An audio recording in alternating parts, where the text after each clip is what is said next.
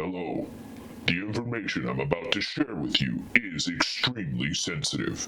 If it ever gets traced back to me, it'll be the end of my ability to make this joke. But honestly, there are times where it's vitally important for you or your data to be anonymous in order to protect privacy, ensure compliance, or just otherwise be safer. Let's talk about data anonymization. Data anonymization is defined as erasing or encrypting identifiers to prevent data from being able to be linked to individuals. Basically, data anonymization makes people more secure by making it impossible to link things they've done or created back to them. Okay, but why would we want to do that? Isn't that just making a dataset less complete? Well, to refute that idea, let's use a quick example. 4 out of 5 dentists recommend sugarless gum. This is a completely anonymous statement. We don't know who the 4 dentists are or who the sole dissenter was. It's also a complete thought. There's no additional value in knowing the names of the dentists or where they live. All we need to know is their credential and their proportion.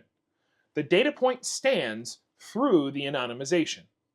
Okay, now that we understand what anonymization is, let's talk about why you might want to implement it within your data.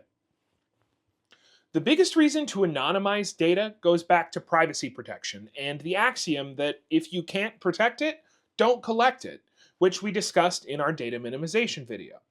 The best way to prevent information from falling into the wrong hands is simply not to have it. Anonymization allows for organizations and individuals to have their cake and eat it too. Importantly, data anonymization is different than data de-identification, specifically because anonymization isn't reversible. With anonymization, you're either erasing or never recording identifiable information. Whereas with de-identification, you're doing things like assigning a public number that's then tied to the information in a private database or other data store.